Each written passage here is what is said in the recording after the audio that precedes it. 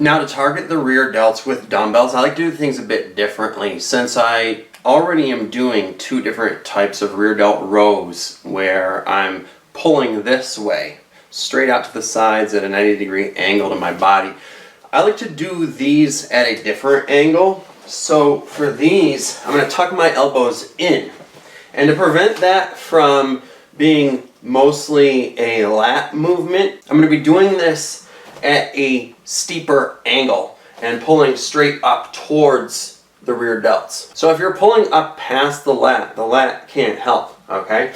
So in order to do this, we need to go at a 45-degree or more angle. I got this at a 50-degree angle. So this is going to allow me to pull straight up towards the rear delt like that.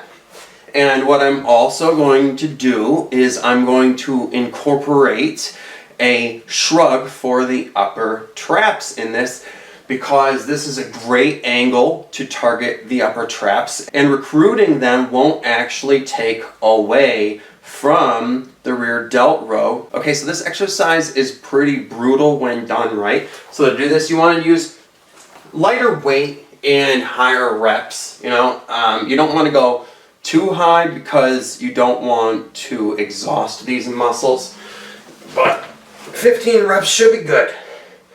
So start with the shrug and then row up until your hand reaches your rib cage and then drop back down. So shrug up, then row up and hold. You want a really good isometric contraction at the top of this.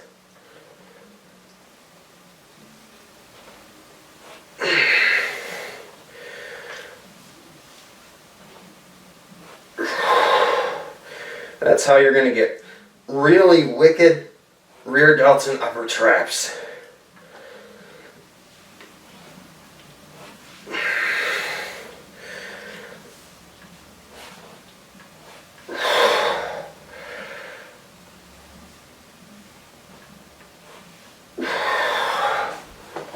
And you don't want to overdo it with that one, otherwise you can get neck pain because it's really brutal.